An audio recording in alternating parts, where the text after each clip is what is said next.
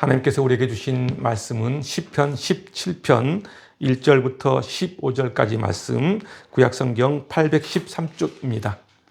제가 읽어드리겠습니다. 여호와여, 의의 호소를 들으소서. 나의 울부짖음에 주의하소서. 거짓되지 아니한 입술에서 나오는 나의 기도에 귀를 기울이소서. 주께서 나를 판단하시며 주의 눈으로 공평함을 살피소서. 주께서 내 마음을 시험하시고 밤에 내게 오시어서 나를 감찰하셨으나 흠을 찾지 못하셨사오니 내가 결심하고 입으로 범죄하지 아니하리이다. 사람의 행사로 논하면 나는 주의 입술의 말씀을 따라 스스로 삼가서 포악한 자의 길을 가지 아니하였사오며 나의 걸음이 주의 길을 굳게 지키고 실족하지 아니하였나이다. 하나님이여, 내게 응답하시겠으므로 내가 불렀사오니 내게 귀를 기울여 내 말을 들으소서. 주께 피하는 자들을 그 일어나 치는 자들에게서 오른손으로 구원하시는 주여, 주의 귀한 사랑을 나타내소서.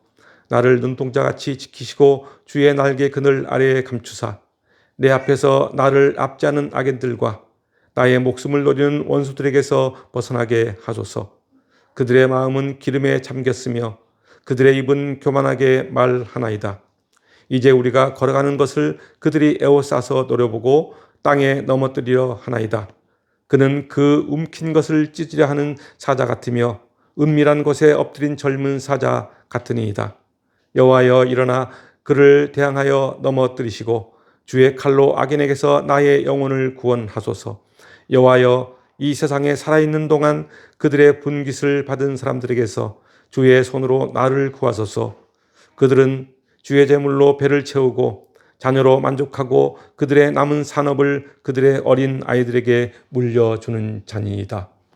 나는 의로운 중에 주의 얼굴을 배우리니 깰 때에 주의 형상으로 만족하리이다. 아멘. 오늘 이 본문 시편 17편은 다윗이 하나님께 비탄한 마음을 가지고 기도하는 내용입니다. 다윗은 아주 급박한 위기 상황에서 하나님께 자신의 무죄를 주장하면서 자신을 구원해 줄 것을 간절히 호소하고 있습니다. 이러한 이 기도의 내용은 크게 세 부분으로 구분할 수 있는데, 첫 번째는 1절부터 5절까지로 여기에서의 내용은 매우 급박한 상황에 처한 다윗은 자신이 원수들로부터 공격을 받을 만한 죄를 저지른 일이 없음을 하나님께 호소하고 있습니다. 그리고 두 번째는 6절부터 12절까지로 다윗은 자신의 목숨을 노리는 원수들로부터 자신을 빨리 구원해 줄 것을 하나님께 간절히 간구하는 내용입니다. 마지막으로 세 번째는 13절부터 15절까지로 다윗은 하나님께서 악인들로부터 자신의 영혼을 구원하여 주실 것을 다시 한번 호소하면서 자신의 결백이 입증될 것임을 확신하고 있습니다. 그러면서 하나님과의 올바른 관계를 통해서 얻는 만족은 세상의 모든 고통과 눈물을 잊어버리게 할 것이며 장차 주의 얼굴을 보게 될 것임을 확신하면서 하나님의 구원의 축복과 은혜를 찬양하고 있습니다. 오늘 본문은 절망적이고 급박한 위기 상황에서 하나님의 도움을 간절히 구하며 절규할 수밖에 없는 다윗의 심정을 생생하게 보여주고 있습니다. 다윗의 이러한 모습은 우리 인생이 위기에 처했을 때 무엇보다도 하나님께 의지하며 그 도움을 구해야 함을 보여주고 있습니다. 그리고 하나님을 통해서 얻는 만족은 이 세상의 모든 고통과 눈물을 잊어버리게 할 만한 그것이라는 것을 말해주고 있습니다. 더 나아가 인생의 위기 속에 하나님과의 동행은 우리를 절망이 아닌 희망으로 인도한다는 사실을 일깨워주고 있습니다. 먼저 오늘 본문 1절부터 5절까지를 보겠습니다. 여호와여, 의의 호소를 들으소서. 나의 울부짖음에 주의하소서. 거짓되지 아니한 입술에서 나오는 나의 기도에 귀를 기울이소서. 주께서 나를 판단하시며 주의 눈으로 공평함을 살피소서. 주께서 내 마음을 시험하시고 밤에 내게 오시어서 나를 감찰하셨으나 흠을 찾지 못하셨사오니 내가 결심하고 입으로 범죄하지 아니하리이다. 사람의 행사로 논하면 나는 주의 입술의 말씀을 따라 스스로 삼가서 포악한 자의 길을 가지 아니하였사오며 나의 걸음이 주의 길을 굳게 지키고 실족하지 아니하였나이다.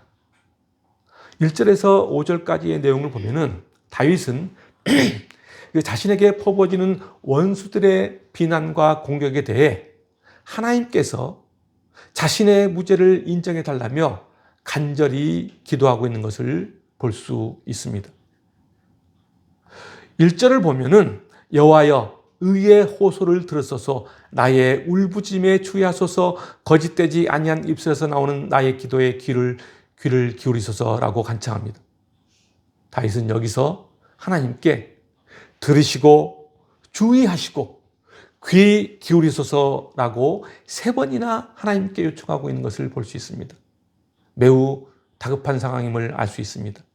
이렇게 자신의 기도에 응답을 간구하고 있는 것은 상황이 매우 급박하다는 것입니다. 어떤 일이 있더라도 하나님께서 자신의 억울함을 알아주셔야 한다는 간곡한 심정이 담겨 있습니다. 다윗은 자신의 무죄함을 이렇게 하나님께 호소하고 있는 것입니다. 다윗은 자신을 정직한 자, 거짓말하지 않은 자로 말하고 있습니다. 다윗의 이러한 호소를 들어보면 영락없이 교만한 사람의 모습처럼 보입니다. 왜냐하면 자신 스스로가 정직하다고 말하고 있기 때문입니다. 그러면서 하나님께 자신의 기도를 들어달라고 하니 얼마나 교만한 사람입니까? 그런데 정말 다윗은 교만한 마음으로 이런 기도를 하고 있는 걸까요? 그렇지 않습니다. 다윗은 한평생 하나님 앞에 정직하게 살고자 노력했던 사람입니다. 다윗은 완전한 사람이 아니었습니다. 그 역시 죄성을 지닌 연약한 인간에 불과합니다. 그래서 그도 커다란 잘못을 저질렀습니다. 대표적인 것이 바로 밧세바의 간음 사건입니다. 그런데 한번 봅시다. 다윗은 밧세바의 간음 사건 이후 나단 선지자가 자신의 죄를 지적하자 그는 곧바로 자신의 죄를 인정하고 고백합니다. 그리고 회개합니다. 자신의 죄를 은폐하거나 거짓말하려고 하지 않았습니다. 그 어떤 시도도 하지 않았고 솔직하게 고백하고 회개하면서 진실되게 살고자 노력했습니다. 자신의 죄를 깨달은 즉시 회개하고 하나님께 이렇게 기도합니다. 시편 51편 1절부터 4절 말씀입니다. 하나님이여 주의 인자를 따라 내게 은혜를 베푸시며 주의 많은 긍휼을 따라 내 죄악을 지워 주소서. 나의 죄악을 말갛게 씻으시며 나의 죄를 깨끗이 제하소서. 무릇 나는 내 죄가를 아오니 내 죄가 항상 내 앞에 있나이다. 내가 주께만 범죄하여 주의 목전에 악을 행하였사오니 주께서 말씀하실 때 의로우시다 하고 주께서 심판하실 때 순전하시다 하리이다. 다윗은 자신의 잘못을 솔직하게 인정할 줄 아는 사람이라는 점에서 그는 정직한 사람입니다. 다윗은 바로 자신의 그러한 정직함에 근거하여 오늘 본문에서 이렇게 하나님께 기도하고 있는 것입니다. 우리 모두도 마찬가지입니다. 하나님 앞에 자신의 의로움을 주장하거나 자신은 결코 죄인이 아니라고 주장해서도 안 됩니다. 우리 모두는 자신이 죄인임을 겸손하게 고백해야 합니다. 우리에게 요구되는 것은 죄를 범했을 때 숨기지 말고 솔직하게 인정해야 한다는 것입니다. 사람들은 자신의 죄가 드러나면은 수치스럽고 두려워서 그 죄를 숨기기 바쁩니다. 자신의 죄를 인정하려 하지 않고 자신에게는 죄가 없다고 거짓말하기도 합니다. 그러나 죄를 지었으면 인정해야 합니다. 수치스럽고 두렵더라도 고백해야 합니다. 그리고 용서를 구해야 합니다. 하나님은 죄를 고백하고 인정하면 용서하십니다. 그런 사람이 하나님 앞에 당당하게 나아갈 수 있는 것입니다. 하나님은 분명하게 말씀하십니다. 요한일서 1장 9절 말씀입니다. 만일 우리가 우리 죄를 자백하면 그는 미쁘시고 의로우사 우리 죄를 사하시며 우리를 모든 불의에서 깨끗하게 하신다고 말씀합니다. 그렇습니다. 하나님은 우리가 우리 죄를 정직하게 인정하면 우리를 용서하시고 우리를 깨끗하게 하십니다. 다윗은 범죄한 후에 회개하면서 이렇게 고백합니다. 시편 51편 17절 말씀입니다. 하나님께서 구하시는 제사는 상한 심령이라 하나님이여 상하고 통회하는 마음을 주께서 멸시하지 아니하시리이다. 여기서 상한 심령이란 이 말은 자기 죄를 정직하게 인정하고 고백하며 회개하는 심령을 말합니다. 하나님이 이렇게 정직한 자의 기도를 들으십니다. 그러나 거짓된 자의 기도는 물리치십니다. 누가복음에는 이에 대한 좋은 예화가 있습니다. 누가복음 18장 10절부터 14절 말씀입니다. 두 사람이 기도하러 성전에 올라가니 하나는 바리새인이요 하나는 세리라. 바리새인은 서서 따로 기도하며 이르되 하나님이여 나는 다른 사람들 곧 토색 불의 가늠하는 자들과 같지 아니하고 이 세리와도 같지 아니함을 감사하나이다. 나는 일에 2번씩 금식하고 또 소득의 11조를 드리나이다 하고 세리는 멀리 서서 감히 눈을 들어 하늘을 쳐다보지도 못하고 다만 가슴을 치며 이르되 하나님이여 불쌍히 여기소서 나는 죄인이로소이다 하였느니라. 내가 너에게 이르노니 이에 저 바리새인이 아니고 이 사람이 의롭다 하심을 받고 그의 집으로 내려갔느니라. 무릇 자기를 높이는 자는 낮아지고 자기를 낮추는 자는 높아지리라. 바리새인과 세리가 성전에 올라가 기도합니다. 바리새인은 자신의 죄에 대한 고백은 없고 오로지 자기 자랑을 늘어놓으며 기도합니다. 정직하지 못한 기도를 하고 있는 것입니다. 그러나 반면에 세리는 하늘을 쳐다보지도 못하고 오직 자기 가슴을 치며 자신을 불쌍히 여겨달라며 기도합니다. 자신은 죄인이라고 고백합니다. 주님은 이 두 사람의 기도에 대하여 어떤 기도를 들으시고 응답하셨을까요? 그렇습니다. 하나님은 정직한 자의 기도를 들으십니다. 오늘 본문 4절을 보면은 다윗은 스스로 삼가서 포악한 자의 길을 가지 않았다고 말합니다. 여기서 포악한 자의 길은 혈기를 참지 못하고 걸핏하면은 폭력과 폭언을 일삼는 것을 말합니다. 그 당시 시대에는 이웃 간의 다툼이 생기면은 법으로 해결하기보다는 주먹이나 완력으로 문제를 해결하는 시대였습니다. 요즘 말로 하면은 법보다 주먹이 가까웠던 시대였습니다. 지방으로 내려갈수록 왕과 법의 통제력을 받지 못하다 보니까 법보다는 힘과 주먹이 우선시 되었습니다. 그러다 보니 힘 있는 사람들은 자신의 힘을 믿고 폭력과 폭언으로 사람들을 괴롭혔습니다. 다윗은 당시에 힘이 있었음에도 불구하고 이러한 사람들과 자신은 같지 않았다고 말하고 있습니다. 우리 주변을 둘러보면 의외로 폭언과 폭력을 일삼는 사람들이 많습니다. 조금만 자기 마음에 들지 않으면 폭력과 폭언을 해댑니다. 그런데 이런 사람들의 특징은 바로 그 사람의 내면에 열등의식이 강하게 자리 잡고 있다는 게 특징입니다. 이러한 열등의식은 사회적으로 명망이 있다고 해서 또는 학벌이 좋다고 해서 또는 재정적으로 풍족하다고 해서 절대 예외는 없습니다. 누구나 모두 열등의식은 존재합니다. 그런데 이러한 열등의식은 두 가지 측면으로 표출되어 나타나는데 하나는 열등의식을 긍정의 에너지로 삼아 자신을 성장시키고 성숙시키는 측면으로 나타나는 경우입니다.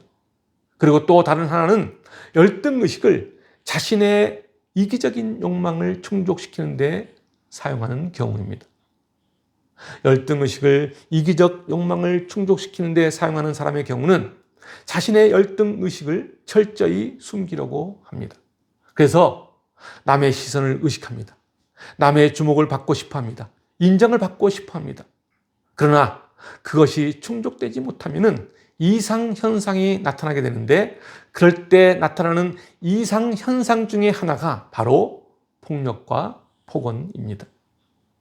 그러나 반대로 열등감을 긍정의 에너지로 삼아 자신의 삶을 성숙한 모습으로 승화시키고 변화시켜 발전시켜 나가는 사람이 있습니다. 이런 사람의 특징은 마음이 온유한 것이 특징입니다. 예수 그리스도의 성품 가운데 하나가 바로 온유함입니다. 예수님은 이렇게 말씀하십니다. 마태복음 11장 29절 말씀입니다.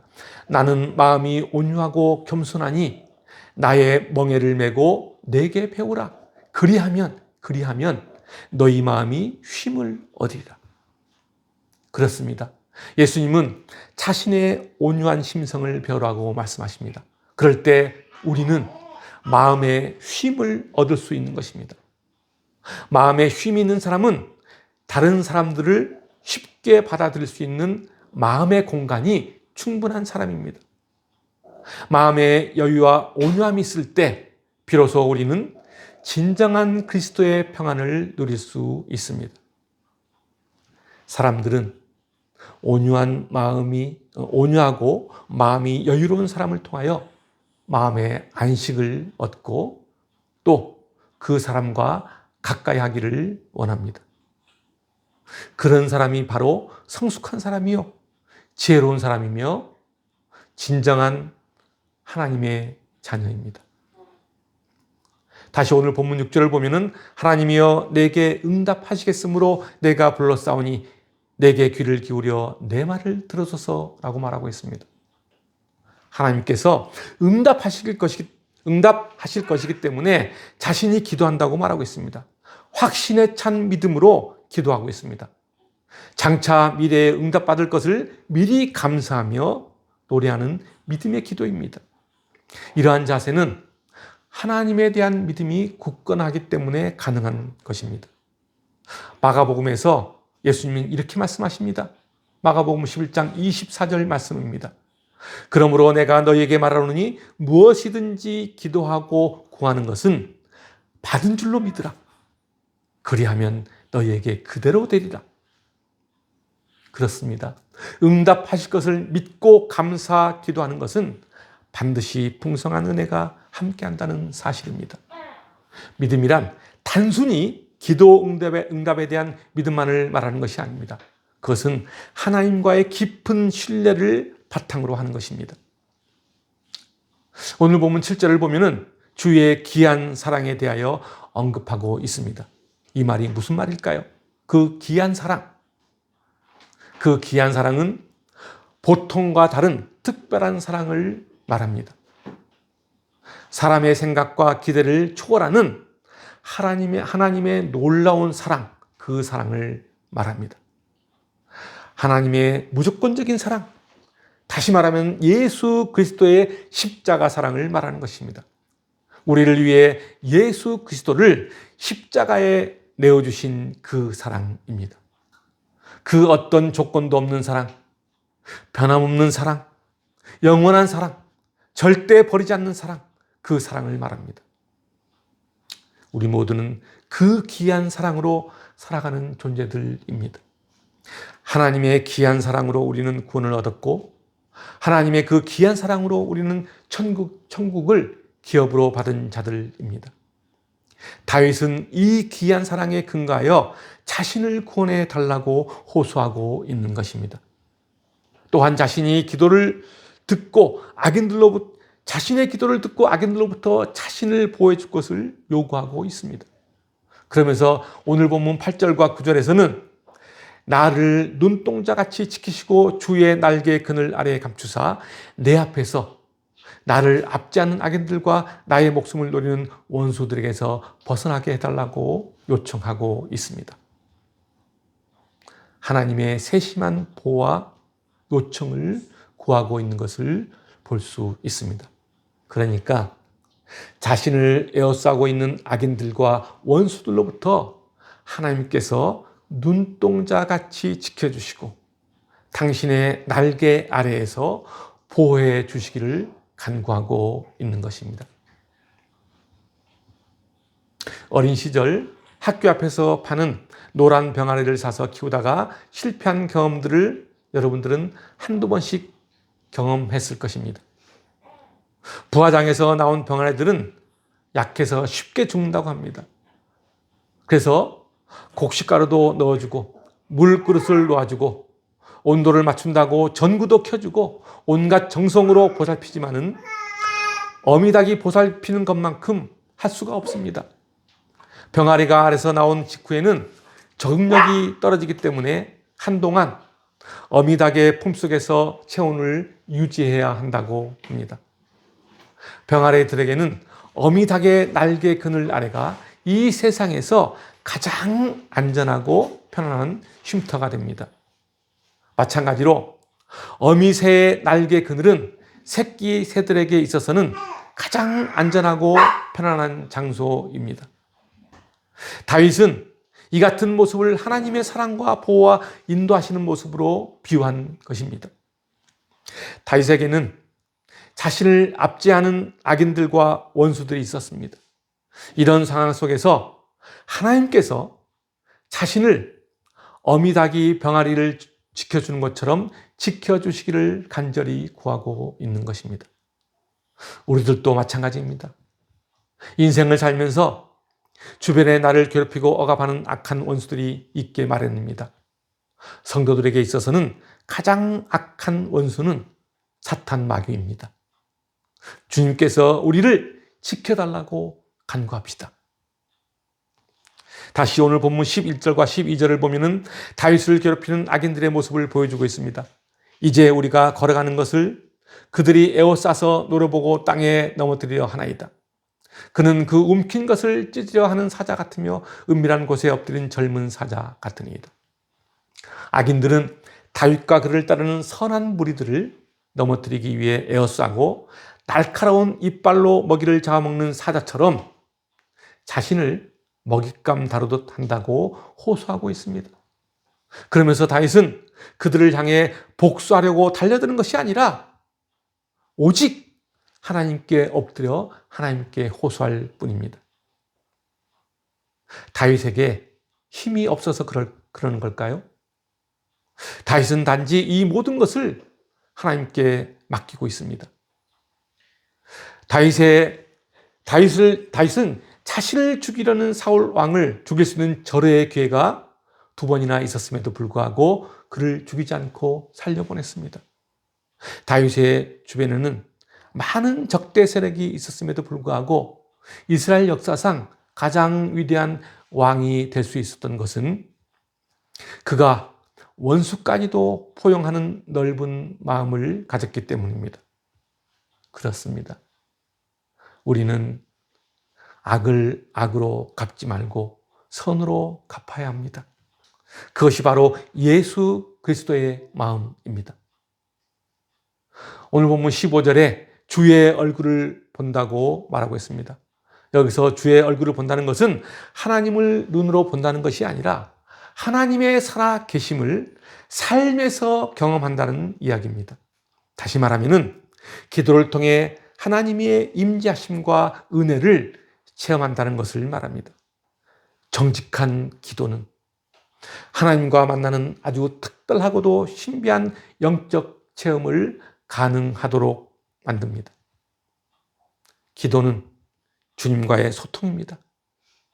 기도는 주님과의 동행을 의미합니다. 기도는 나의 생각을 주님께 맡기는 것을 의미합니다. 기도는 주님의 뜻과 영광을 드러내는 귀한 시간입니다. 그래서 우리는 정직한 기도를 통해 하나님과 만날 수 있고 하나님의 뜻을 알 수 있습니다.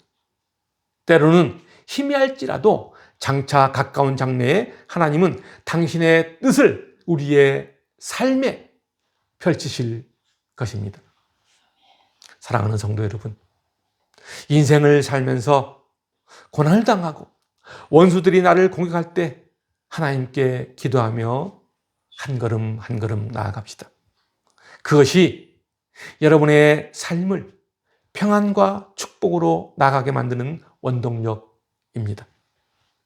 여러분 모두가 정직하고 신실한 기도로 하나님의 은혜가 넘쳐나길 주님의 이름으로 축복합니다. 기도하겠습니다.